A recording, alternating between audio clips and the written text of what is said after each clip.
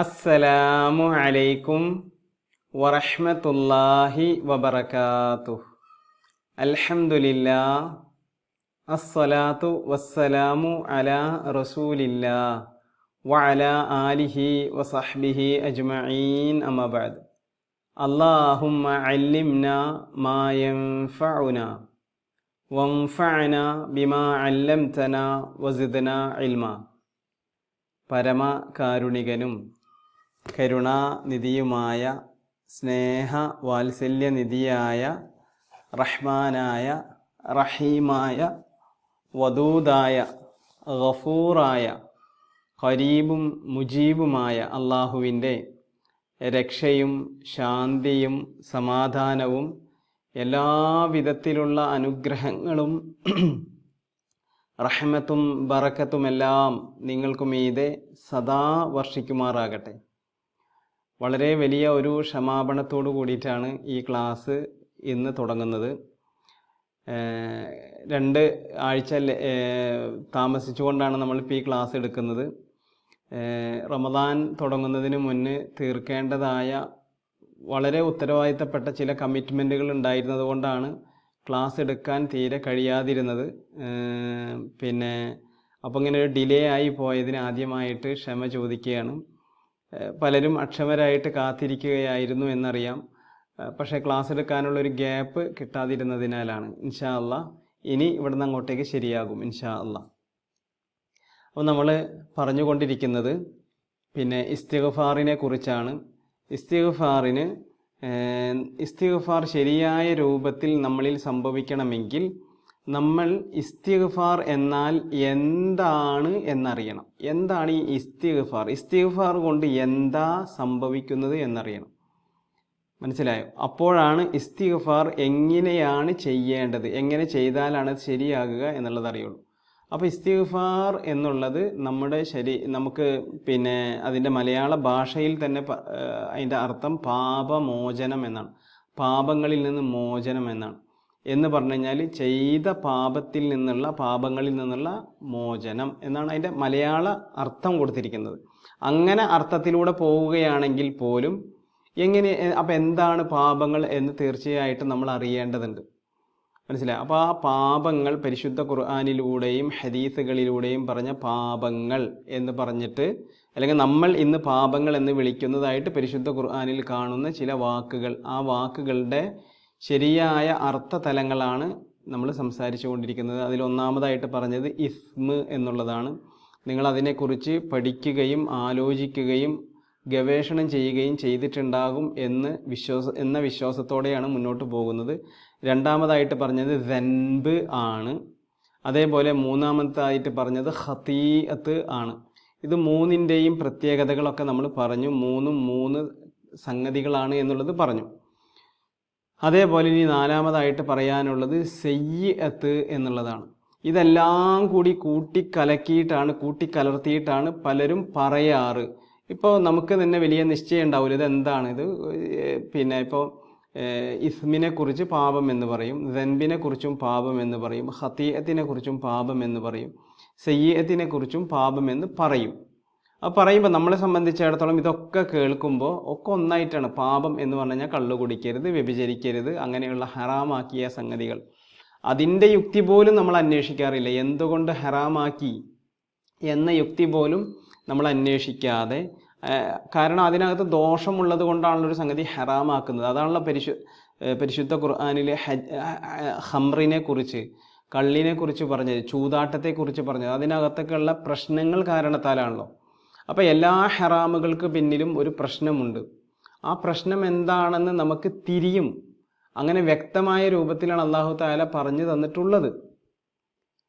Okay. അപ്പോൾ ഹറാമുകൾ തന്നെ എന്തിന് ഹറാമുകളായി എന്നത് പോലും നമ്മൾ ആലോചിക്കാറില്ല. പിന്നെയാണോ പാപങ്ങൾ എന്നതിനെക്കുറിച്ച് ആലോചിക്കാറ്. അതായത് നമ്മൾ വളർന്നു വരുന്ന രൂപത്തിൻ്റെ പ്രത്യേകതയാണ് ഈ പറയുന്നത്.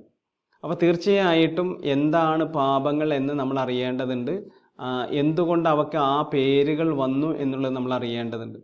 അപ്പോൾ അതാണ് നമ്മൾ ഇതുവരെ പറഞ്ഞിരുന്നത്. ഇപ്പം ഇതിലൊക്കെ നമ്മൾ ഇസ്മ് എന്ന് പറഞ്ഞു കഴിഞ്ഞാൽ ഹൃദയത്തിൽ വരുന്ന കറുത്ത കുത്താണ്. അതാണ് പിന്നെ റാനായിട്ട് മാറുന്നത്, അതായത് കറയായിട്ട് മാറുന്നത്. പക്ഷേ ഇതൊക്കെ നമ്മൾ നോക്കുമ്പോൾ അതൊക്കെ ഒരു ഊർജ പിന്നെ തലത്തിലാണ് അവയുള്ളത്. ഊർജ തലത്തിൽ ഒരു ഊർജമാണ്, ഒരു നമ്മളെ വല്ലാതെ വിഷമിപ്പിക്കുന്ന ഒരുതരം ഊർജമാണ് അവിടെയുള്ളത്. അല്ലാതെ ഒരു ഖരവസ്തുവല്ല, അല്ലെങ്കിൽ ഒരു ഒരു ഒരു ഒരു ഒരു പദാർത്ഥമല്ല. അതൊരു ഊർജമായിട്ടാണ് എന്ന് നമുക്ക് ബോധ്യമാണ്, ശരിക്കും ബോധ്യമാണ്. കാരണം ഹൃദയത്തിൽ കറുത്ത കുത്തുണ്ട്, കറയുണ്ട് എന്ന് അള്ളാഹു ഉറപ്പിച്ച് പറയുകയും അല്ലെങ്കിൽ റസൂലുള്ളാഹി സ്വല്ലല്ലാഹി അലൈഹി വസല്ലം ഉറപ്പിച്ച് പറയുകയും എന്നിട്ടത് നമുക്ക് കണ്ണുകൊണ്ട് കാണാൻ കഴിയാതിരിക്കുകയും അല്ലെങ്കിൽ കൈകൊണ്ട് തൊടാൻ പറ്റാതിരിക്കുകയും വേറെ എന്തെങ്കിലും തരത്തിലുള്ള മൈക്രോസ്കോപ്പിലൂടെയോ വേറെ ഏതെങ്കിലും ഉപകരണത്തിലൂടെയോ അതിൻ്റെ ഒരു സാന്നിധ്യം അറിയാതിരിക്കുകയും ചെയ്യുക എന്ന് പറഞ്ഞാൽ അതിൻ്റെ അർത്ഥം അത് ഊർജ തലത്തിലാണ് ഉള്ളത് എന്നുള്ളതാണ്. ഇനി നമുക്ക് ദൻബ് നമ്മൾ പറഞ്ഞു, അതേപോലെ ഖതീഅത്തും പറഞ്ഞു. ഇത് മൂന്നും നിങ്ങളുടെ ഉള്ളിൽ ഉണ്ടായിരിക്കണം. എന്നിട്ടാണ് നമ്മൾ ഇനി അടുത്തത് പറയാൻ പോകുന്നത് സയ്യിഅത്ത് എന്നുള്ളത്. വളരെ നിസ്സാരമായിട്ട് സാധാരണഗതിയിൽ പാപങ്ങൾ എന്ന് പറയുമ്പോൾ നമ്മളെ സംബന്ധിച്ചിടത്തോളം, ഞാനൊക്കെ വളർന്ന സാഹചര്യത്തിനെ അടിസ്ഥാനപ്പെടുത്തിയാണ് ഞാൻ ഈ പറയുന്നത്. നിങ്ങൾക്കും അങ്ങനെ ആയേക്കാം, ചിലപ്പോൾ അങ്ങനെ അല്ലാതെ ആയേക്കാം. സാഹചര്യത്തിൻ്റെ അടിസ്ഥാനത്തിൽ പാപങ്ങൾ എന്നൊക്കെ പറയുമ്പോൾ വളരെ നിസ്സാരമായിട്ടേ നമ്മൾ കാണാറുള്ളൂ. എന്ന് പറഞ്ഞു കഴിഞ്ഞ് കഴിഞ്ഞാൽ കള്ളുകുടി അതൊക്കെ വൻ പാപമാണ്, വ്യഭിചാരം വൻ പാപമാണ്, ഷിർക്ക് വൻ പാപമാണ്. അതല്ലാതെ ഒരു 1, 4, 3, 4, 5 ആളുകളെ കൊല ചെയ്യൽ, അങ്ങനെ 4, 5 വിരലിലെണ്ണാവുന്ന പിന്നെ കുറച്ച് പാപങ്ങൾ ഒഴിച്ച് ബാക്കിയൊന്നും വലിയ കാര്യമായിട്ട് കണ്ടിരുന്നില്ല. അതിൻ്റെയൊക്കെ പ്രതിഫലനങ്ങൾ നമ്മുടെ ജീവിതത്തിൽ എന്ത് സംഭവിക്കുന്നു എന്ന് നമ്മൾ ആലോചിച്ചിരുന്നില്ല. ജീവിതത്തിൽ പലതരത്തിലുള്ള പ്രശ്നങ്ങളും ജീവിതത്തിൽ സംഭവിക്കുന്നുണ്ട്, പക്ഷെ അതെന്തുകൊണ്ട് എന്ന് നമ്മൾ അറിയുന്നുണ്ടായിരുന്നില്ല. ഞാൻ അറിയുന്നുണ്ടായിരുന്നില്ല. ഈ സയ്യിഅത്തിനെ കുറിച്ച് അറിഞ്ഞതിന് ശേഷമാണ്, എന്താണ് സയ്യിഅത്ത് എന്ന് അറിഞ്ഞതിന് ശേഷമാണ് ഓരോ പാപങ്ങളും നമ്മളുടെ ജീവിതത്തിൽ എന്ത് പ്രതിഫലനങ്ങളാണ് വരുത്തുന്നത് എന്നുള്ളതാണ് തിരിയുന്നത്. അപ്പോഴാണ് ബോധ്യമാകുന്നത്. ഓക്കെ, അപ്പോൾ സയ്യിഅത്ത് എന്നൊരു സംഗതിയുണ്ട്. സയ്യിഅത്ത് നോക്കിക്കോ, അതിൻ്റെ ഒരു വിശദീകരണം പറയുകയാണ്. എന്നിട്ട് അതിൻ്റെ ഒരു ഡെഫിനിഷൻ പോലെ പറയുകയാണ്. എന്നിട്ട് ഇൻഷാ അല്ലാഹ് അതിൻ്റെ വിശദീകരണം പറയാം. ശ്രദ്ധിക്കണേ. സയ്യിഅത്ത് അതായത് ദ്രോഹം ചെയ്തത് നിമിത്തം ശരീരത്തിൽ നിന്ന് പ്രകൃതിയിലേക്ക് തൊടുത്തുവിട്ട അത്യാകർഷണ ശേഷിയുള്ള ഒരു നെഗറ്റീവ് എനർജി ആണ് ഇത്. ബൂമറാങ് പോലെ തന്നിലേക്ക് തന്നെ അത് തിരിച്ചു വരും. ഇപ്പോൾ പറഞ്ഞതിൻ്റെ അർത്ഥം ഒന്ന് വിശദീകരിച്ച് പറയാണ്. പിന്നെ ദ്രോഹം ചെയ്തത് നിമിത്തം, ദ്രോഹം നിങ്ങൾ ചിലപ്പോൾ ഏതെങ്കിലും ക്ലാസ്സുകളിലൂടെയോ ഏതെങ്കിലും ബുക്കുകളിലൂടെയൊക്കെ വായിക്കുകയോ കേൾക്കുകയൊക്കെ ചെയ്തിട്ടുണ്ടാകാം. 2 തരത്തിലുള്ള പാപങ്ങളാണ് ഉള്ളത്. ഒന്ന്, ഞാൻ എൻ്റെ വ്യക്തിപരമായിട്ട് ചെയ്യുന്ന, എന്നോട് ചെയ്യുന്ന വലമോ അംഫുസഹും എന്ന് പറയും പരിശുദ്ധ ഖുർആനിൽ.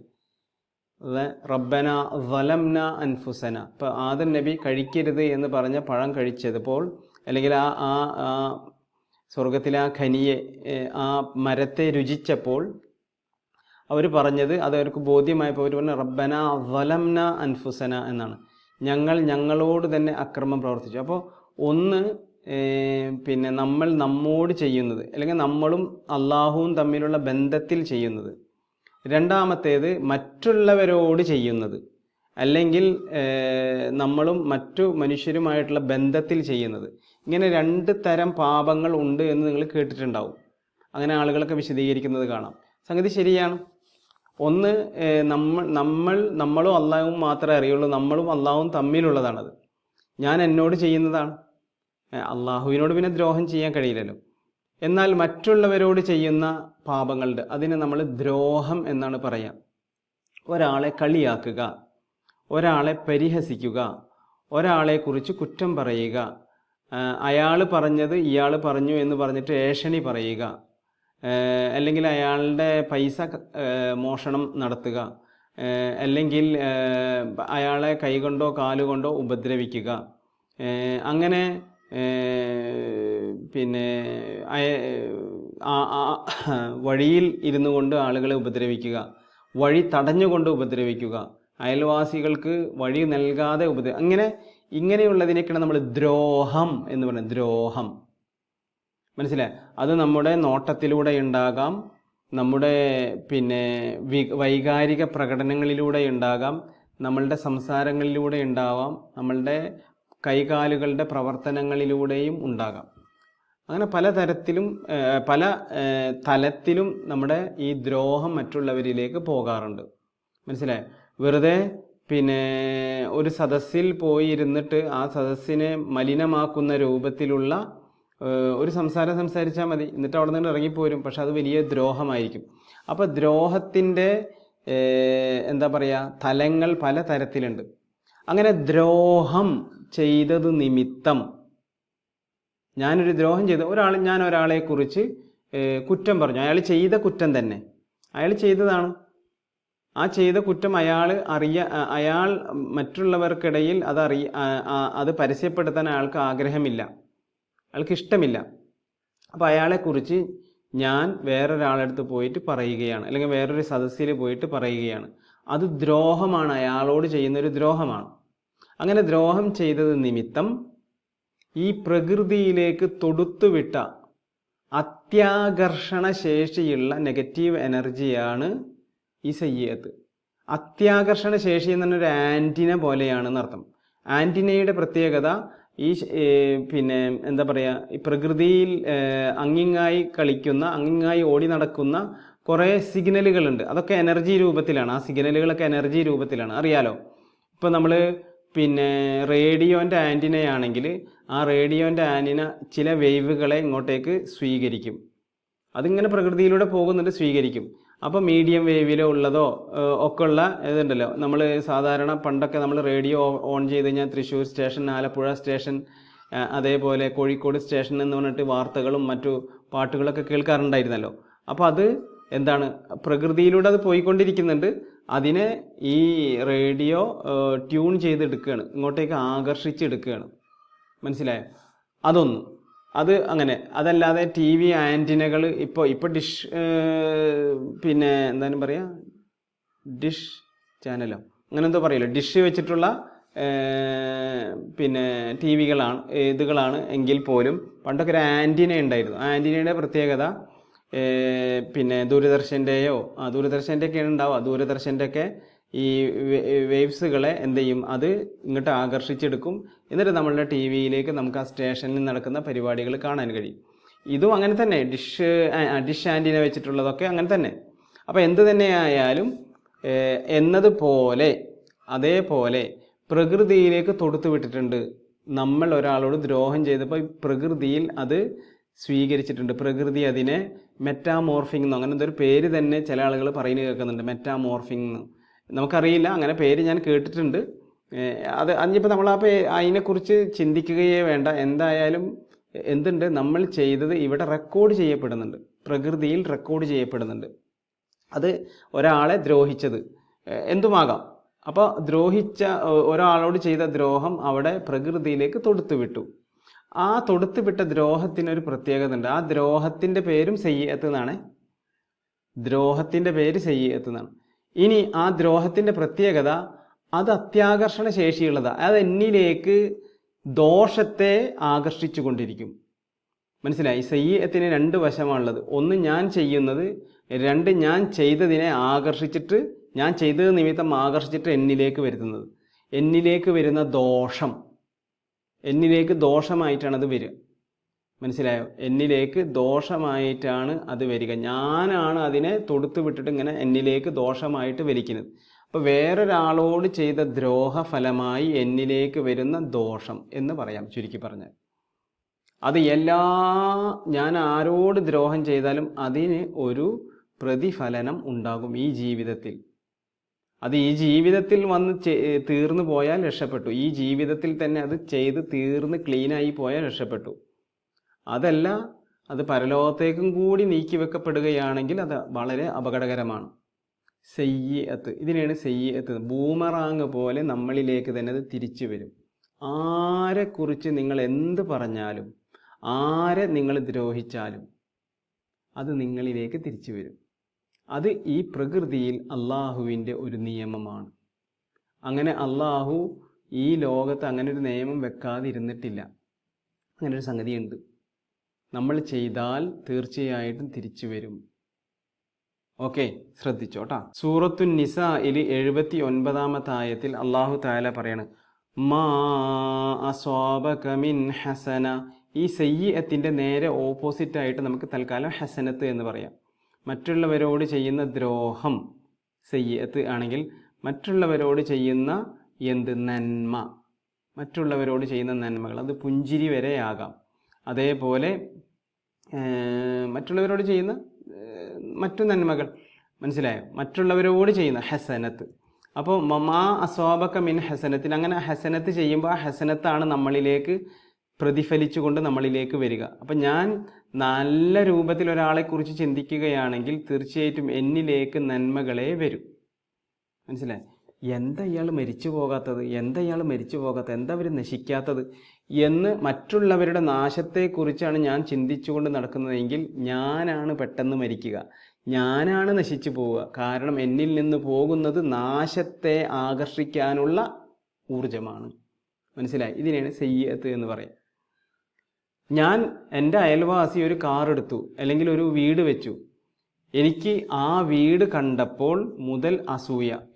അത് എന്തേ നശിക്കാത്തത്, അതെന്താണ് ഇങ്ങനെ, അങ്ങനെ അതിനെന്തെങ്കിലും കേട് പറ്റണം, അങ്ങനെയൊക്കെ ഞാൻ ആഗ്രഹിക്കുന്നുവെങ്കിൽ എന്നിൽ നിന്ന് പുറത്തേക്ക് പോകുന്നത് ദ്രോഹമാണ്, സയ്യിഅത്താണ്. ആ സയ്യിഅത്തിനാണ് എന്നിലേക്ക് വരുള്ളൂ. എന്താണോ ഒരു സ്റ്റേഷനിൽ നിന്ന് പുറത്തേക്ക് പോകുന്നത് അതാണ് ട്യൂൺ ചെയ്തെടുക്കാൻ കഴിയുള്ളൂ. മനസ്സിലായി? ആലപ്പുഴ സ്റ്റേഷനിൽ നിന്ന് വാർത്തകൾ മലയാളത്തിലാണ് പോകുന്നതെങ്കിൽ അത് ട്യൂൺ ചെയ്തെടുക്കുക മലയാളം വാർത്ത തന്നെ ആയിരിക്കും.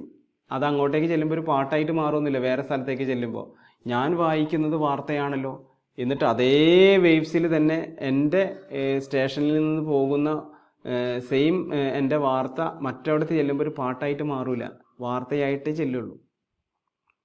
ഓക്കെ, അപ്പോൾ ഇതാണ് അതിൻ്റെ പിന്നിലെ അള്ളാഹുവിൻ്റെ സിസ്റ്റം. അങ്ങനെയാണ്. ഞാൻ അങ്ങനെ ആരെ ദ്രോഹിച്ചു കഴിഞ്ഞു കഴിഞ്ഞാലും എന്നിലേക്ക് എന്ത് ചെയ്യും? ആ ദ്രോഹം വന്ന് അടിയുക തന്നെ ചെയ്യും. ഇതാണത്.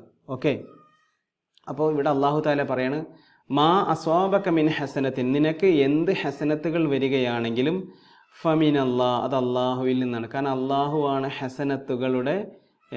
ഹസനത്തുകൾ നമ്മളിലേക്ക് തരുന്നവൻ. നമുക്ക് ഹസനത്തുകൾ നൽകുന്നവൻ അള്ളാഹുവാണ്.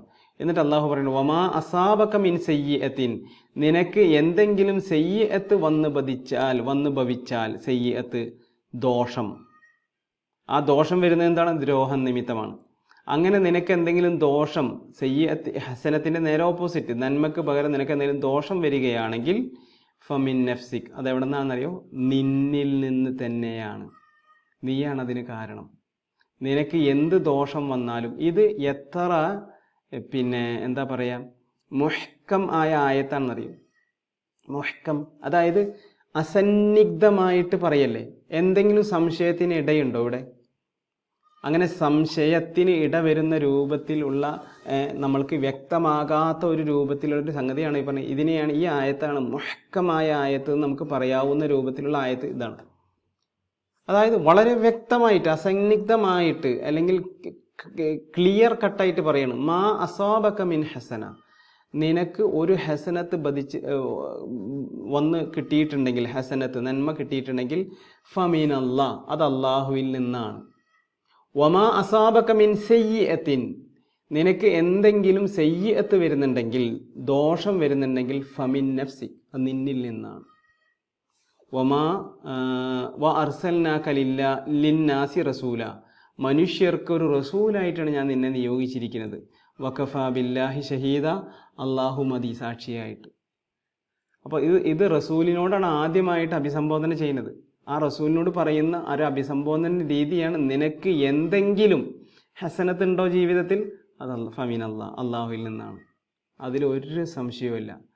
വമാ അസാബക മിൻ സയ്യിഅ, നിനക്ക് ജീവിതത്തിൽ സയ്യിഅത്ത് വരുന്നുണ്ടോ, ഫമിൻ നഫ്സിക, അത് നിന്നിൽ നിന്നാണ്.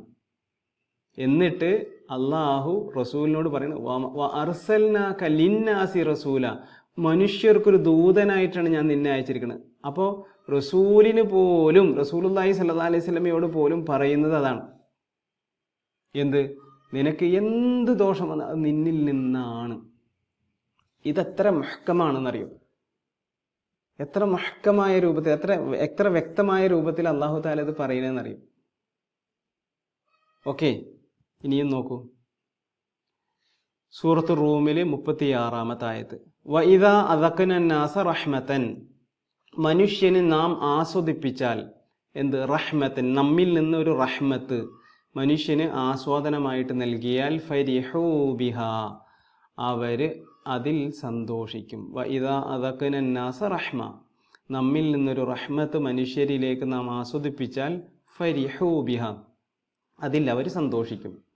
വഇൻ തുസിബുഹും, ഇനി അവരെ ബാധിക്കുകയാണെങ്കിൽ സയ്യിഅത്തും ബിമാ ഖദ്ദമത് ഐദീഹിം, അവരുടെ കൈകൾ ചെയ്തത് നിമിത്തം ഒരു സയ്യിഅത്ത് അവരിലേക്ക് വരികയാണെങ്കിൽ എന്ത് ചെയ്യും? ഇദാഹും യഖ്നതൂൻ, അവരതാ നിരാശ പൂണ്ടവരായി മാറുന്നു. എന്താ നിരാശ പൂണ്ടുപോകാൻ കാരണം?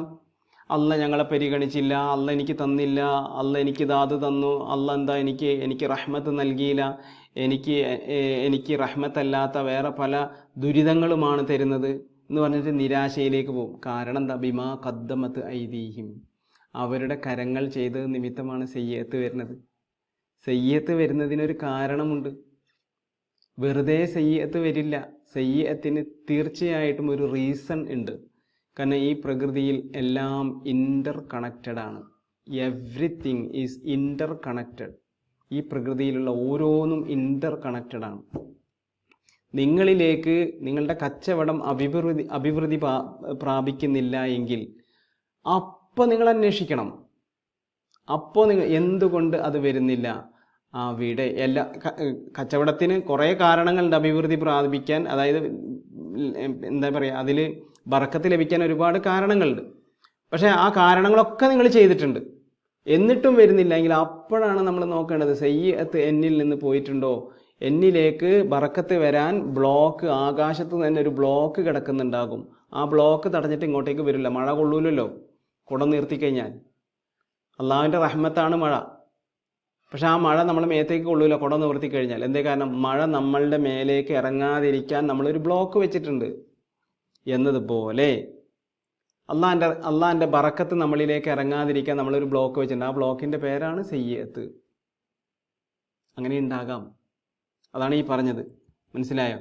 വഇൻ തുസിബുഹും സയ്യിഅത്തും ബിമാ ഖദ്ദമത് ഐദീഹിം, അവരുടെ കരങ്ങൾ ചെയ്തത് നിമിത്തം എന്തെങ്കിലും സയ്യിഅത്ത് അവരിലേക്ക് വന്നാൽ ഫഇദാഹും യഖ്നതൂൻ, അവര് നിരാശ പൂണ്ടവരായിട്ട് മാറും. ഇതിൻ്റെ യാഥാർത്ഥ്യം തിരിഞ്ഞവർ നിരാശ പൂണ്ടവരായി മാറൂല. ഉടനെ അതിൻ്റെ അടുത്ത ആക്ഷൻ എടുക്കുക. ഉടനെ അതിൻ്റെ അടുത്ത ആക്ഷൻ എടുക്കും. അത് ഇല്ലായ്മ ചെയ്യാനുള്ള പണികളാണ് ചെയ്യുക. അല്ലാത്തവരാണ് നേരെ നിരാശയിലേക്ക് പോവുക. ഓക്കെ, ഇനിയും നോക്കൂ. സൂറത്ത് യൂനുസിൽ 27-ാമത്തെ ആയത്തിൽ വല്ലദീന കസബു സയ്യിആത്ത്, വല്ലദീന കസബു സയ്യിആത്ത്, സയ്യിആത്തുകൾ ചെയ്യുന്ന ആളുകൾ, മറ്റുള്ളവരോട് ദ്രോഹം ചെയ്യുന്ന ആളുകൾ. ഉണ്ട് ഇവിടെ സയ്യിആത്തിന് ദ്രോഹം. ജസാഉ സയ്യിഅത്തിൻ, അവർ ചെയ്യുന്ന ആ ദ്രോഹത്തിൻ്റെ പ്രതിഫലനം എന്താണെന്നറിയോ? എന്താണ്? ബിമിസ്ലിഹാ, എക്സാക്ട്ലി അതേപോലെയാണ് അവർക്ക് ചെന്ന് കിട്ടുക. സെയിം. മനസ്സിലായോ? സെയിം. ഫജസാഉ സയ്യിഅത്തിൻ ബിമിസ്ലിഹാ, ആ സയ്യിഅത്തിൻ്റെ ജസാ എന്ന് പറഞ്ഞാൽ നേരെ പ്രതിഫലനം. നമ്മൾ കണ്ണാടിയിൽ നോക്കിയാൽ എന്താ കാണുക? ഞാൻ കണ്ണാടിയുടെ മുന്നിൽ പോയിട്ട് നിന്നാൽ ഞാൻ എന്താ കാണുക? എൻ്റെ പ്രതിഫലനമാണ് ഇങ്ങോട്ടേക്ക് കാണുക, അല്ലേ? ഞാൻ കണ്ണാടിയിൽ പോയി നിന്നിട്ട് എൻ്റെ ഭാര്യയെ എനിക്ക് കാണാൻ കഴിയില്ലല്ലോ, എൻ്റെ മക്കളെ എനിക്ക് കാണാൻ കഴിയില്ലല്ലോ. എന്താ കാണാൻ കഴിയുക? കണ്ണാടിയുടെ മുന്നിലുള്ള എൻ്റെ പ്രതിഫലം. ഇതാണ് ഈ പ്രതിഫലനം എന്ന് പറഞ്ഞത്. എന്താണോ ചെയ്തത് അത് തിരിച്ചു കിട്ടുക, പ്രതിഫലനം. അപ്പോൾ അതിനാണ് ജസാ എന്ന് പറയാം. ഫജസാഉ സയ്യിഅത്തിൻ, സയ്യിഅത്തിൻ്റെ പ്രതിഫലനം എന്താണെന്നറിയോ? ബിമിസ്ലിഹ, എക്സാക്ട്ലി അതേപോലെയായിരിക്കും. വതർഹഖുഹും ദില്ല, മാത്രമല്ല നിന്ദ്യത അവരെ വലയം ചെയ്യും. നിന്ദ്യത അവരെ ആകെ അങ്ങോട്ട് തകർത്ത് കളയും. നിന്ദ്യത കാരണം ഇവർ ദ്രോഹം ചെയ്തില്ലേ, ഇവരാണല്ലോ ആദ്യം ചെയ്തത്. അപ്പോൾ തർഹഖുഹും ദില്ല, നിന്ദ്യത, അവർ നിന്ദ്യരായി മാറും. നിന്ദ്യരാകുക എന്ന് പറയുമ്പോൾ പലരും നിങ്ങൾ വിചാരിക്കേണ്ട ആവശ്യമില്ല ആളുകളുടെ മുന്നിൽ നിങ്ങൾ വഷളാക്കപ്പെടുക മാത്രമാണെന്ന്. അതുമാത്രമല്ല, ആളുകളുടെ ഹൃദയത്തിൽ നിന്ന് നിങ്ങളോടുള്ള ബഹുമാനവും ആദരവും പരിഗണനയും പോവുക എന്നുള്ളത് തന്നെയാണ് നിന്ദ്യത. ആളുകൾക്ക് നിങ്ങളെ ഇഷ്ടമില്ല, നിങ്ങളെ പരിഗണിക്കൂല, നിങ്ങളുടെ പ്രസൻസ് അവർക്ക് സന്തോഷം നൽകൂല. അതാണ് നിന്ദ്യത. അതിനേക്കാൾ വലിയ നിന്ദ്യത വേറെന്താ ഉള്ളത്? നിങ്ങൾ വരുന്നത് ജനങ്ങൾക്ക് ഇഷ്ടമില്ല, നിങ്ങളുടെ സാന്നിധ്യം അവർ വെറുക്കുന്നു. അത് നിന്ദ്യതയല്ലേ? വതർഹഖുഹും സില്ല, നിന്ദ്യത അവരെ തകർത്ത് കളയും. മാലഹും മിനല്ലാഹി മിൻ ആസിം, അള്ളാഹുവിൽ നിന്ന് ഒരു രക്ഷകനും, ഇതിൽ നിന്ന് അവർക്ക് സംരക്ഷണം നൽകുന്ന ഒരാൾ പോലും അവർക്ക് ഉണ്ടാവൂല. കാരണം അത് അവർ ചെയ്തത് നിമിത്തമാണ്. അവർ ചെയ്തത് നിമിത്തമാണ്. അവർ ചെയ്തതിനെ അവർ തന്നെ ഇല്ലാണ്ടാക്കണം. അവർ തന്നെ അതിനില്ലാണ്ടാക്കണം. അല്ലാതെ വമാലഹും മിനല്ലാഹി മിൻ ആസിം, മാലഹും മിനല്ലാഹി മിൻ ആസിം, അവർക്ക് അള്ളാഹുവിൽ നിന്ന് ഒരു ഇസ്മത്തും കിട്ടൂല, ഒരു സംരക്ഷണവും കിട്ടൂല. അവരത് അനുഭവിക്കേണ്ടി വരും. എന്ത് ചെയ്താലല്ലാതെ, അവർ തന്നെ അതിന് മാറ്റം വരുത്തിയാലല്ലാതെ കേട്ടോ. കഅന്നമ, അത് ഏതുപോലെയെന്നറിയോ? ഉഗ്ശിയത്ത് വുജൂഹുഹും ഖിതഅൻ മിനൽ ലൈലി മുദ്ലിമ, കൂരിരുട്ടുള്ള ഒരു രാത്രിയിൽ അവരുടെ മുഖത്ത് ആ ഇരുട്ട് വന്നടിച്ചതുപോലെ. മനസ്സിലായോ? ഉലൈക അസ്ഹാബുൻ നാരി ഹും ഫീഹാ ഖാലിദൂൻ. കൂരിട്ടുള്ള ഖിതഅൻ മിനൽ ലൈലി മുദ്ലിമ, കൂരിരുട്ടുള്ള രാത്രിയുടെ ഒരു പോർഷൻ തന്നെ അവരുടെ മുഖത്ത് വന്നതുപോലെ, ഒന്നും കാണാൻ കഴിയാത്ത, മുഖമാകെ കറുത്തിരുണ്ടതുപോലെ അങ്ങനെ അങ്ങോട്ടായി മാറും. തർഹഖുഹും സില്ല, സില്ലത്ത്, നിന്ദ്യത, അപമാനം അവരെ തകർത്ത് കളയും. ഉലൈക അസ്ഹാബുന്നാർ, ആ ആളുകൾ നരകാവകാശികളാണ് എന്ന് മാത്രമല്ല, ഹും ഫീഹാ ഖാലിദുൻ, നിത്യവാസികളായിരിക്കും അവർ. എന്തേ കാരണം? സയ്യിഅത്ത്, വല്ലദീന കസബു അസ്സയ്യിആത്ത്, സയ്യിഅത്തുകൾ ചെയ്യുന്ന ആളുകൾ. അപ്പം എത്ര ഗുരുതരമാണ് നോക്കിയ സയ്യിഅത്ത്. മനസ്സിലായി? ഒന്നും ചെയ്തിട്ടില്ല, വെറുതെ അവരെക്കുറിച്ച് കുറ്റമേ പറഞ്ഞുള്ളൂ. നമ്മൾക്കൊക്കെ നിസ്സാരം എന്ന് പറഞ്ഞാൽ നിസ്സാരം, നമ്മൾ ഈവൻ ഓർക്കുക പോലും ചെയ്യൂല. ഞാൻ ഈ പറയുന്നത് ശരിയല്ല എന്ന് ഓർക്കുക പോലും ചെയ്യും. നമ്മൾ അതിനകത്ത് ന്യായമാണ് കാണുക. അയാൾ എന്നെ അങ്ങനെ പറഞ്ഞിട്ടല്ലേ, ഇങ്ങനെ ചെയ്തിട്ടല്ലേ, അങ്ങനെ ചെയ്തത് കൊണ്ടല്ലേ. ന്യായമുണ്ട്, ശരിക്ക് സത്യമാണ്, ന്യായമുണ്ട്. പക്ഷെ അത് സയ്യിഅത്താണെങ്കിൽ തിരിച്ചടിക്കും, തിരിച്ച് കിട്ടിയിരിക്കും. സയ്യിഅത്താണോ അല്ലേ എന്ന് നിങ്ങൾ തീരുമാനിച്ചു നോക്കിക്കോ. മിണ്ടാതെ വെറുതെ. അതുകൊണ്ടാണ് റസൂലുള്ളാഹി സ്വല്ലല്ലാഹി അലൈഹി വസല്ലമയുടെ ഹദീസുകളിൽ കണ്ടിട്ടില്ലേ, മൻ കാന യുഅ്മിനു ബില്ലാഹി വൽ യൗമിൽ ആഖിർ, അള്ളാഹുവിലും അന്ത്യദിനത്തിൽ ഈമാനുണ്ടോ, ഫൽയഖുൽ ഖൈറ, നല്ലത് പറഞ്ഞാൽ മതി. ഔ പറ്റൂലേ, ലിയസ്മുത്ത്, മിണ്ടാതിരുന്നു. സുംത്ത്, കീപ് സൈലൻറ്റ്, കീപ് സൈലൻസ് ആയിട്ട് നിൽക്കുക, സൈലൻ്റ് ആയിട്ട് നിൽക്കുക. ഓക്കെ. സൂറത്തുൽ ഖസസിൽ 84-ാമത്തെ ആയത്തിൽ അള്ളാഹു പറയണം, മൻ ജാഅ ബിൽ ഹസന, ആരെങ്കിലും ഹസനത്തുമായിട്ട് വന്നാൽ, അള്ളാഹുവിൻ്റെ അടുക്കലേക്ക് ഹസനത്തുമായിട്ട് വന്നാൽ, ഫലഹു ഖൈറും മിൻഹ, അതിൽ നിന്ന് അല്ലെങ്കിൽ അതിനേക്കാൾ നന്മ അല്ലെങ്കിൽ ഖൈർ അവനക്കുണ്ട്. വമൻ ജാഅ ബിസ്സയ്യിഅ, ആരെങ്കിലും സയ്യിഅത്തും കൊണ്ടാണ് വരുന്നതെങ്കിൽ, ഫലാ യുജ്സ, അവനക്ക് പ്രതിഫലമായിട്ട് നൽകപ്പെടുകയില്ല. അല്ലദീന അമിലു സയ്യിആത്ത്, സയ്യിആത്തുകൾ പ്രവർത്തിക്കുന്ന ആളുകൾക്ക് എന്ത് ലഭിക്കൂല, എന്തല്ലാതെ, ഇല്ലാ മാ കാനൂ യഅമലൂൻ, അവരെന്താണോ ചെയ്തത് അതല്ലാതെ. മനസ്സിലായോ? അവരെന്താണോ ചെയ്തത് അതല്ലാതെ അവർക്ക് വന്ന് ഭവിക്കൂല. ഒരാളെക്കുറിച്ച് വ്യഭിചാര ആരോപണം ഇല്ലാത്തത് പറഞ്ഞാൽ അതേ സെയിം സാധനം നമ്മളിലേക്ക് തിരിച്ചു വരിക തന്നെ ചെയ്യും. പിന്നീട് വല്ലപ്പോഴല്ല, പിന്നീട് ഏതെങ്കിലും ഒരു സമയത്ത്, നമ്മൾ പോലും പ്രതീക്ഷിക്കാത്ത സമയത്ത്. അതുകൊണ്ടൊക്കെ എത്രയോ ഗുരുതരമായ രൂപത്തിലാണ് അല്ലാഹു തആല ഇത് പറയുന്നതെന്നറിയോ? അതേപോലെ റസൂലുള്ളാഹി സ്വല്ലല്ലാഹി അലൈഹി വസല്ലം മറ്റുള്ളവരോടുള്ള ദ്രോഹത്തെക്കുറിച്ച്. എന്തിനാ അവിടേക്ക് പോണത്? ഒരു നിങ്ങൾ പറയുന്നത് സത്യമാണ് എന്ന് തെളിയിക്കാൻ മറ്റവൻ കള്ളനാണ് എന്ന് എന്തിനാ നിങ്ങൾ തെളിയിക്കേണ്ട ആവശ്യം? നിങ്ങൾ പറയുന്നത് സത്യമാണെന്ന് പറഞ്ഞാൽ പോരെ? ഇന്നത്തെ അവസ്ഥ എന്താണെന്നറിയോ? ഇപ്പം ഞാനൊരു കാര്യം പറയുന്നു, നിങ്ങൾക്കത് ബോധ്യമാകുന്നില്ല. ശരി, ഞാൻ ഒരു കാര്യം പറയുന്നു, അതിനെ എതിർത്തുകൊണ്ട് വേറൊരാൾ എന്നെ തകർത്തുകൊണ്ട് വേറെ ഞാൻ പറയുന്ന കാര്യങ്ങളെയൊക്കെ വിമർശിച്ചുകൊണ്ട് മൊനയൊടിച്ചുകൊണ്ട് വേറൊരാൾ പറയുന്നു. പക്ഷെ ഞാൻ പറയുന്നത് സത്യമാണെന്ന് എനിക്ക് തെളിയിക്കാൻ വേണ്ടി ഞാൻ അയാളെ പോസ്റ്റ്മോർട്ടം നടത്തുന്നു. അയാൾ പണ്ട് എങ്ങനെയായിരുന്നു, അയാൾ എങ്ങനത്തെ ആളായിരുന്നു, അയാളുടെ ഇൽമിൻ്റെ ആഴം എത്രയുണ്ട്, അയാളുടെ ഇതെന്താണ്, അയാളുടെ കോലം എന്താണ്, അയാളുടെ മറ്റ് നടപടികൾ എന്താണ്, അതിനിപ്പോൾ എന്താണ്? അയാൾ എന്ത് നടപടിക്കാരനായാലും അയാൾ എന്താ പറഞ്ഞത് എന്നേ നോക്കേണ്ടതുള്ളൂ. അയാൾ എന്താ പറഞ്ഞത്? നമ്മൾ ഇനിയും എത്രയോ വളരാനുണ്ടെന്നറിയും. ഞാൻ പലപ്പോഴുമായിട്ട് നിങ്ങളുടെ അടുത്ത് പറഞ്ഞിട്ടുള്ളതാണ്, ഞാൻ പറയുന്നത് എന്താണെന്ന് നോക്കിയാൽ മതി. എൻ്റെ താടിയുടെ നീളത്തെ നിങ്ങൾ നോക്കല്ലേ. ഞാൻ എന്താ പറയുന്നത്? ചിലപ്പോൾ ഞാൻ എൻ്റെ ജീവിതത്തിൽ പകർത്താത്തതായിരിക്കാം.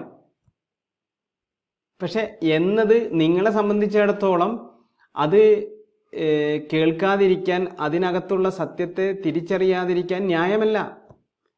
തീർച്ചയായിട്ടും ഞാൻ ചെയ്യുന്നത് എന്നോട് തന്നെയുള്ള വലിയ ദ്രോഹം. ഞാൻ എന്നോട് തന്നെ ദ്രോഹം ചെയ്യാണ്. ഞാൻ പറയുന്നു ഞാൻ ചെയ്യുന്നില്ല എന്നുള്ളത്. പക്ഷെ ഞാൻ പറയുന്നു ഞാൻ ചെയ്യുന്നില്ല എന്നുള്ളത് നിങ്ങളെ സംബന്ധിച്ചിടത്തോളം അത് സത്യമല്ലാതിരിക്കാൻ കാരണമല്ല. എന്താ പറയുന്നത് എന്നതിലേക്ക് നോക്കാൻ ഇനിയും നമ്മൾ ശീലിക്കണം. എന്താ പറയുന്നത്? പക്ഷെ നമ്മൾ ശീലിച്ചിട്ടുള്ളത് ആരാ പറയുന്നത് എന്ന് നോക്കാനാണ്. ഇത് ഞാൻ പറയുമ്പോൾ തന്നെ നിങ്ങളുടെ ഉള്ളിൽ വീണ്ടും വിമർശനങ്ങൾ വരുന്നുണ്ടാകാം. എന്താ ആരാ പറയുന്നതെന്ന് നോക്കണ്ടേ എന്നുള്ളത്.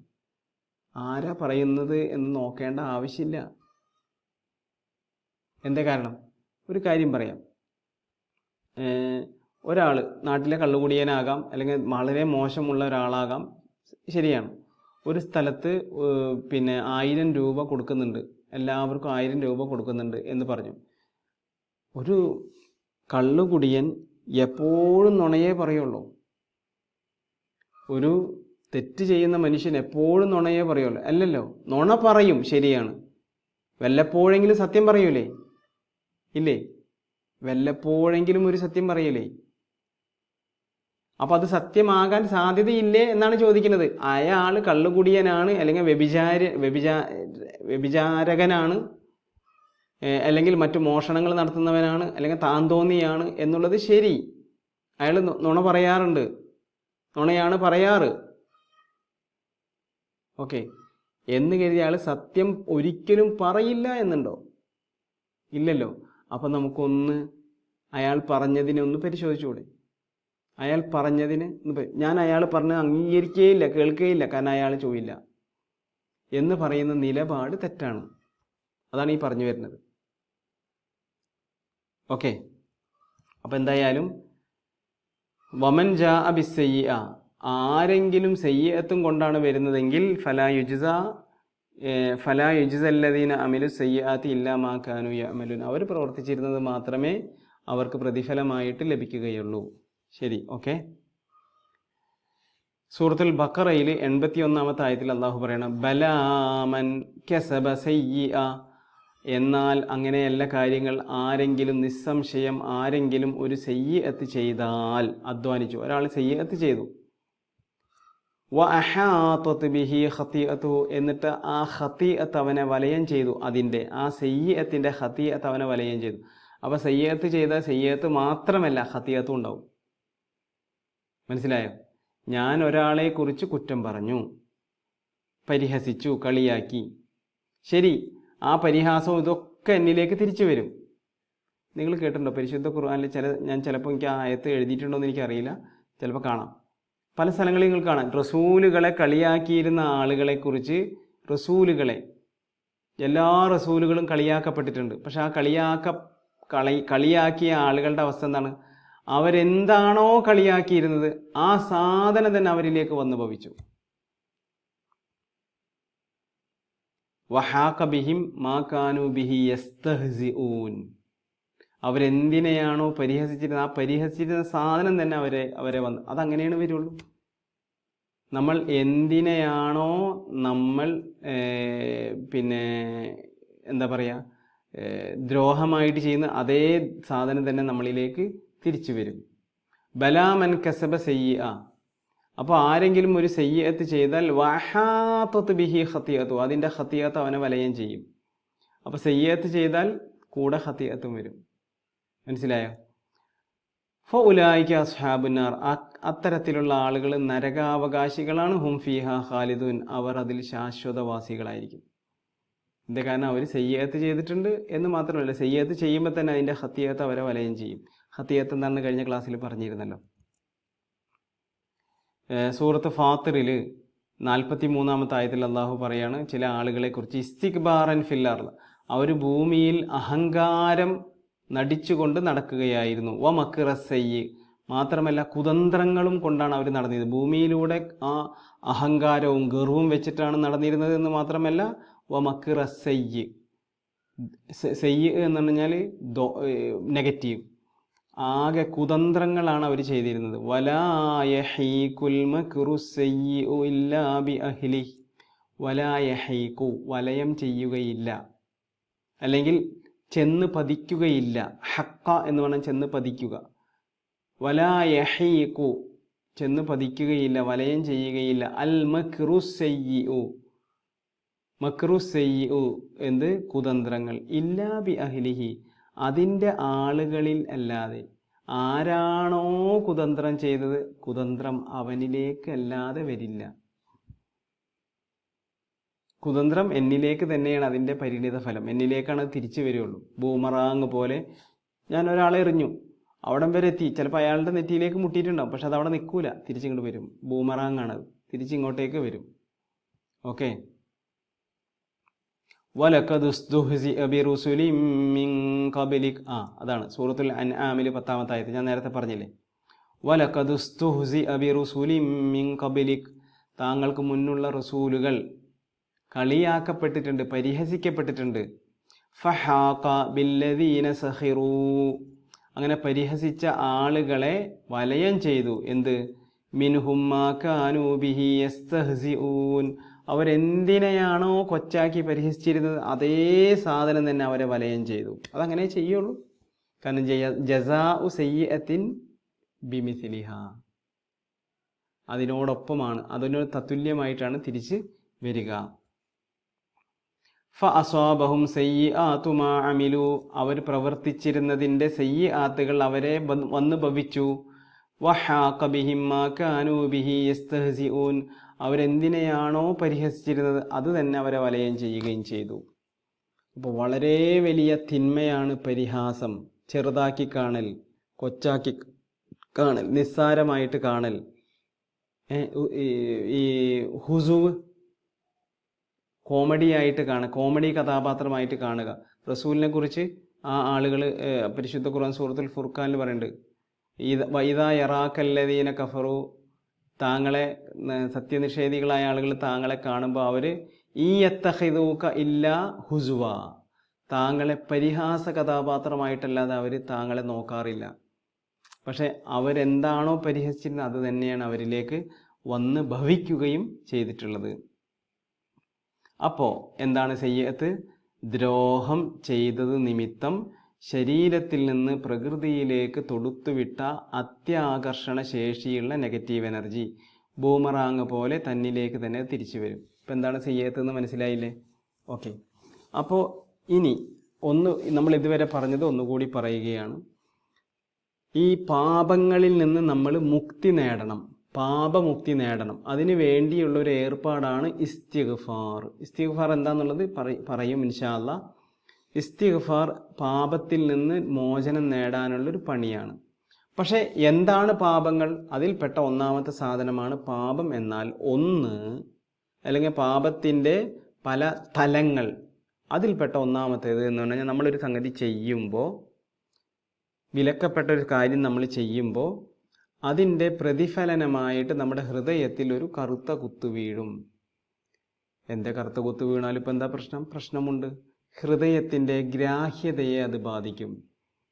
നമ്മൾക്ക് ചിലപ്പോൾ ജീവിതം പിന്നെ സുഖകരമല്ലാത്ത, അനുഭൂതികളില്ലാത്ത, സ്നേഹമില്ലാത്ത, ബഹുമാനമില്ലാത്ത കാരുണ്യമില്ലാത്ത അവസ്ഥയിലേക്ക് ഹൃദയത്തിന് കറുത്ത കുത്ത് വീണാൽ അവിടെ ഡെഡായി എന്നർത്ഥം. അതപ്പം തന്നെ മായ്ച്ച് കളഞ്ഞിട്ടില്ലെങ്കിൽ കുറേ നേരം കഴിയുമ്പോൾ, കുറച്ച് നാൾ കഴിയുമ്പോൾ അത് കറയായിട്ട് മാറും. പിന്നെ മായ്ച്ച് കളയാൻ പ്രയാസപ്പെടും. ഇതാണ് ഇസ്മ്. അപ്പം ഇത് എന്തിലൂടെ പോകണം? ഇസ്തിഗ്ഫാറിലൂടെ പോകണം. അതാണ് ഹദീസിലുള്ളത്. ഇതാ താപ വസ്തഗ്ഫറ സഖുല ഖൽബുഹു. ഒരാൾ, ആ അടിമ, അയാൾ തൗബ ചെയ്യുകയും ഇസ്തിഗ്ഫാർ ചെയ്യുകയും ചെയ്ത സഖുല ഖൽബുഹു, ഹൃദയം പിന്നെ ക്ലീനാകും. അപ്പം അതൊന്ന്. രണ്ടാമത്തേത് ദൻബ്. ചെയ്യരുത് എന്ന് പറഞ്ഞ വിലക്കപ്പെട്ട ഒരു സംഗതി നമ്മൾ ചെയ്തു. അങ്ങനെ ചെയ്തു കഴിഞ്ഞാൽ അത് രേഖപ്പെടുത്തപ്പെടും. കുറ്റപത്രം രേഖപ്പെടുത്തപ്പെടും. ഇന്ന തെറ്റ് ഇയാൾ ചെയ്തു എന്നുള്ളത് രേഖപ്പെടുത്തുന്ന സംഗതിയെയാണ്, ആ രേഖപ്പെടുത്തപ്പെട്ട കുറ്റപത്രത്തെയാണ് എന്ത് പറയുക? ദൻബ് എന്ന് പറയുക. പക്ഷെ ദൻബ് തീർച്ചയായിട്ടും നമ്മുടെ ശരീരത്തിലാണ് രേഖപ്പെടുത്തപ്പെടുന്നത്. ആ ദൻബ് ശരീരത്തിൽ ഉള്ളതിൻ്റെ പ്രതിഫലനമായിട്ട് നമ്മുടെ ശരീരത്തിന് ഒരുപാട് ദോഷങ്ങൾ പിന്നീട് വരും. ശരീരത്തിൽ അത് സ്റ്റോർ ചെയ്യപ്പെട്ടിട്ടുണ്ട്, ശരീരത്തിൽ അത് കോഡ് ചെയ്യപ്പെട്ടിട്ടുണ്ട്. അത് അവിടെ കിടക്കുന്നതിനനുസരിച്ച് നമ്മുടെ കോശങ്ങൾക്ക് പലതരത്തിലുള്ള കേടുകളും നാശങ്ങളും സംഭവിക്കും.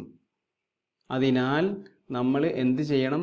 ആ ദൻബുകളെ ഇല്ലാതാക്കണം. ആ ദൻബുകളെ ഇല്ലാതാക്കാൻ വേണ്ടിയുള്ള ഒരു പണിയാണ് നോമ്പ് നോൽക്കുക എന്നുള്ളത്.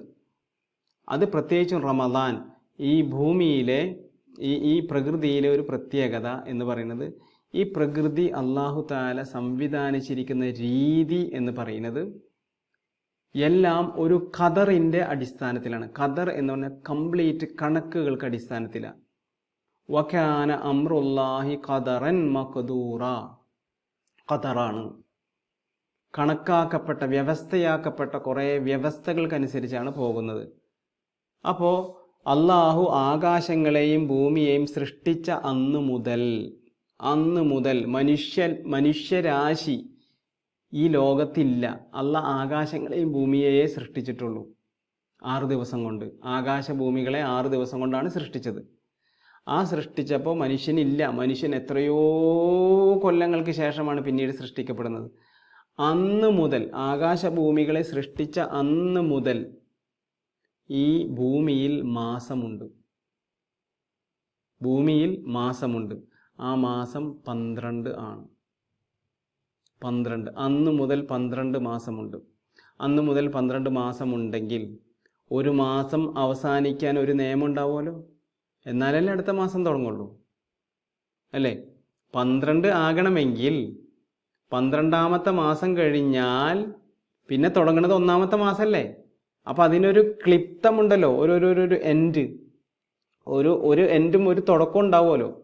ആ തുടക്കവും എൻഡും മനുഷ്യന്മാർ വരുന്നതിന് മുന്നേ അള്ളാഹ് ഇവിടെ നടത്തി പോരുന്നൊരു സിസ്റ്റമാണ്. അതിൽ മനുഷ്യന്മാർക്കൊരു കൈകടത്തലുകളും ഇല്ല. മനസ്സിലായോ? ആ മാസങ്ങളിൽ ചില ദിവസങ്ങൾക്ക്, ചില മാസങ്ങൾക്ക് ചില പ്രത്യേകതകളുണ്ട്. അത് പ്രകൃതിയിലുള്ള പ്രത്യേകതകളാണ്. അള്ളാഹ് ആകാശഭൂമികളെ സൃഷ്ടിച്ച അന്ന് മുതൽ നൽകിയ പ്രത്യേകതകളാണ്. ചില ദിവസങ്ങൾക്ക്, ചില മാസങ്ങൾക്ക്. അങ്ങനെ റസൂല് പറഞ്ഞിട്ടുണ്ടല്ലോ, ചില മാസങ്ങൾക്ക് പ്രത്യേകതയുണ്ട്, ചില ദിവസങ്ങൾക്ക് പ്രത്യേകതയുണ്ട്. അതിൽ പ്രത്യേകതയുള്ളൊരു മാസമാണ് റമദാൻ. ലോകത്തുള്ള എല്ലാ മുസ്ലിങ്ങളും കൂടി തീരുമാനിച്ചു, എല്ലാ ശേഖന്മാരും എല്ലാവരും കൂടി തീരുമാനിച്ചു, റമദാൻ നമുക്ക് ഈ പ്രാവശ്യം 2 മാസം കഴിഞ്ഞിട്ട് നടത്താം എന്ന് പറഞ്ഞാൽ വല്ലാഹി സുമ്മ വല്ലാഹി, ആ മാസത്തിൽ ഒരാൾ എത്ര ഇഹ്തിസാബോട് കൂടിയിട്ട് നോമ്പ് നോറ്റാലും അവൻ്റെ മുൻകഴിഞ്ഞ പാപങ്ങൾ പൊറുക്കപ്പെടില്ല. കാരണം അത് റമദാൻ മാസമാകണം. അത് അള്ളാഹുവിൻ്റെ ഒരു സിസ്റ്റമാണ്. ലോകത്തുള്ള മനുഷ്യന്മാരൊക്കെ എല്ലാവരും, എല്ലാ മുസ്ലിങ്ങളും എല്ലാവരും ഒരു സംഘടനാ വ്യത്യാസവും ഇല്ലാതെ, ഒരു ആദർശ വ്യത്യാസവും ഇല്ല, എല്ലാവരും സമ്മതിച്ചു റമദാൻ നമുക്ക് ഈ പ്രാവശ്യം ചൂടാണ്, അതിനാൽ നമുക്ക് എന്ത് ചെയ്യാം, അടുത്ത മാസം അല്ലെങ്കിൽ അതിന് പിറ്റത്തെ മാസം ചെയ്യാമെന്ന് പറഞ്ഞാൽ ആ മാസത്തിൽ എന്ത് നടക്കൂല? ആകാശത്തിൻ്റെ വാതിലുകൾ തുറക്കപ്പെടില്ല, നരകത്തിൻ്റെ വാതിലുകൾ കൊട്ടിയടക്കപ്പെടില്ല, പിശാചുകൾ ബന്ധനസ്ഥനാക്കപ്പെടില്ല. എല്ലാ ദിവസവും ഓരോ രാത്രിയിലും നരകത്തിൽ നിന്ന് മോചനം ലഭിക്കുന്ന ആളുകൾ ഉണ്ടാവില്ല. അതിൽ പട്ടിണി അടക്കാം, നോ പ്രോബ്ലം. ഫാസ്റ്റിംഗ് നടത്താം. ഫാസ്റ്റിങ്ങിന് എന്തൊക്കെ പ്രതിഫലങ്ങളോ അതൊക്കെ കിട്ടും.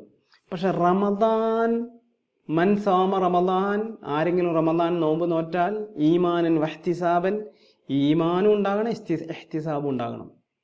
ഗുഫിറ ലഹു മാ തഖദ്ദമ മിൻ ദൻബിഹി, അവൻ്റെ ദൻബിൽ നിന്ന് മുൻകഴിഞ്ഞത് ഒക്കെ ഗുഫിറ, പൊറുക്കപ്പെടും. ഗുഫിറ, മഗ്ഫിറത്ത് കിട്ടും. ഇസ്തിഗ്ഫാർ ആണ് ഒരു, മനസ്സിലായ? ഗുഫിറ, പൊറുക്കപ്പെടും. പക്ഷെ എന്തായിരിക്കണം? റമദാനായിരിക്കും. അത് ശവ്വാലോ ആകാൻ പാടില്ല, ശഅബാനോ ആകാൻ പാടില്ല. ശഅബാനോ ശവ്വാലോ ആകാൻ പാടില്ല, റമദാൻ. അതതിൻ്റെ പ്രത്യേകത. അതേപോലെ തന്നെ ദുൽഹജ്ജ് 9 അങ്ങനെയാണ്. ദുൽഹജ്ജ് 9, ദുൽഹിജ്ജ 9. ആ 9ന്റെ പ്രത്യേകത അതാണ്. ദുൽഹിജ്ജ 9 യൗമു അറഫ എന്ന പേരിൽ അറിയപ്പെടുന്നത്. ദുൽഹിജ്ജ 9ന്റെ പ്രത്യേകത റസൂൽ സല്ലല്ലാഹു അലൈഹി വസല്ലം പറഞ്ഞു. അത് പ്രകൃതിയിലെ പ്രകൃതിയുടെ പ്രത്യേകതയാണ്. ദുൽഹിജ്ജ മാസം പിറന്നിട്ട് ചന്ദ്രൻ നീങ്ങി 9ാമത്തെ ദിവസമായാൽ ആ ദിവസത്തിനൊരു പ്രത്യേകത ഉണ്ട്.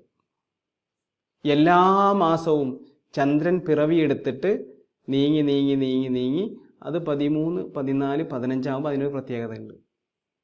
അതിനാൽ ആ ദിവസങ്ങളിൽ നോമ്പ് നോൽക്കാൻ പറഞ്ഞിട്ടുണ്ട്. മനസ്സിലായോ? അപ്പോൾ ഞാൻ റമദാനെക്കുറിച്ച് പറഞ്ഞത് സാന്ദർഭികമായിട്ട് പറഞ്ഞതാണ്. അപ്പോൾ ഈ ദൻബുകൾ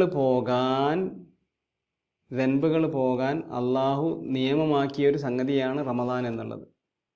അങ്ങനെ ദൻബുകൾ പോകാൻ വേറെയും പല സംഗതികളുണ്ട്. അതേപോലെ ഇസ്മുകൾ പോകാനുണ്ട്, ഖതീഅത്തുകൾ പോകാനുണ്ട്, സയ്യിഅത്തുകൾ പോകാനുണ്ട്. ഓക്കെ, അപ്പോൾ ഇതെന്തൊക്കെയാണ് എന്ന് മനസ്സിലായില്ലേ? ഇസ്മ് നമ്മൾ പറഞ്ഞുകൊണ്ടിരിക്കുന്നു, ഇസ്മ്, ദൻബ്. ഓക്കെ, മൂന്നാമത്തേത് ഖതീഅത്താണ്.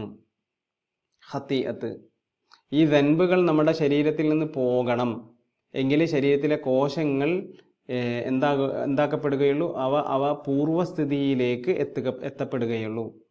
മൂന്നാമത്തേത് ആണ് ഖതീഅത്ത്. അതെന്താണ്?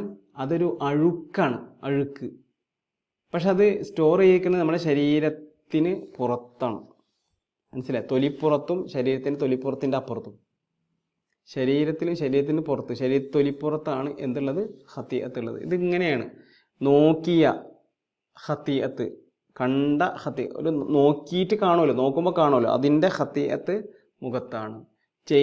കൈകൊണ്ട് ചെയ്തതിൻ്റെ ഖതീഅത്ത് കൈകളിലാണ്. കൈകളിൽ ആ വെള്ളം എത്തുന്ന സ്ഥലം മുഴുവനും, കാലുകളിൽ ആ വെള്ളം എത്തുന്ന സ്ഥലം മുഴുവൻ ആണ് ആ ഖതീഅത്തുകൾ. അത് അഴുക്കാണ്, അതവിടെ ചീഞ്ഞ് കിടക്കുന്നതാണ്, അത് ദുർഗന്ധമുള്ളതാണ്, അതവിടെ കോശങ്ങളെ കേടാക്കുന്നതാണ്. വേഗം അത് ക്ലീൻ ആക്കണം. നാലാമത്തേത് എന്ന് പറഞ്ഞ സയ്യിഅത്ത്. അത് നമ്മുടെ ശരീരത്തിൽ തന്നെ ആയിരിക്കാം അത് നിലനിൽക്കുന്നത്. പക്ഷേ നമ്മുടെ ശരീരത്തിലേക്ക്, നമ്മളിലേക്ക് ദോഷങ്ങളെ ആകർഷിച്ചുകൊണ്ടിരിക്കുകയാണ്. കാരണം നമ്മളൊരു ദ്രോഹം ചെയ്തിട്ടുണ്ട്. ദ്രോഹം ചെയ്ത നിമിത്തം ദോഷത്തെ ആകർഷിച്ചു കൊണ്ടിരിക്കുകയാണ്. ഇത്രയുമാണ് നമ്മൾ ഈ പറഞ്ഞ പാപങ്ങൾ. ഈ പറഞ്ഞ ഇസ്മാകട്ടെ, ദൻബാകട്ടെ, ഖതീഅത്താകട്ടെ, സയ്യിഅത്താകട്ടെ, ഇതൊക്കെ എന്താകണം? നമ്മളിൽ നിന്ന് ക്ലീൻ ആക്കാനുള്ള ഒരു പ്രക്രിയയുടെ പേരാണ് ഇസ്തിഗ്ഫാർ. അപ്പോൾ ഇനി ഇൻഷാ അല്ലാഹ് എങ്ങനെയാണ് ഇസ്തിഗ്ഫാർ എന്നുള്ളത് അറിയണമല്ലോ. ഇത് ക്ലീൻ ആകലാണ് ഇസ്തിഗ്ഫാർ. ഇസ്മ് പോണം, ദൻബ് പോണം, ഖതീഅത്ത് പോണം, സയ്യിഅത്ത് പോണം. ഇതൊക്കെ പോണം. ഇതൊക്കെ പോയാലേ ഇതൊക്കെ പോകുന്നതിന് വേണ്ടി എന്ത് പണിയാണോ ചെയ്യുന്നത് ആ പണിയുടെ പേരാണ് ഇസ്തിഗ്ഫാർ. ഇൻഷാ അല്ലാഹ് ബാക്കി നമുക്ക് അടുത്ത ക്ലാസ്സിൽ സംസാരിക്കാം. ഇൻഷാ അല്ലാഹ് വീണ്ടും ക്ഷമാപണം നടത്തുകയാണ്. ഇൻഷാ അല്ലാഹ് സുബ്ഹാനകല്ലാഹുമ്മ വബിഹംദിക അഷ്ഹദു അല്ലാ ഇലാഹ ഇല്ലാ അൻത അസ്തഗ്ഫിറുക വഅതൂബു ഇലൈക്. വസല്ലല്ലാഹു അലാ നബിയ്യിനാ മുഹമ്മദ് വഅലാ ആലിഹി വസഹ്ബിഹി അജ്മഈൻ വൽഹംദുലില്ലാഹി റബ്ബിൽ ആലമീൻ. അസ്സലാമു അലൈക്കും വറഹ്മത്തുള്ളാഹി വബറകാതുഹു.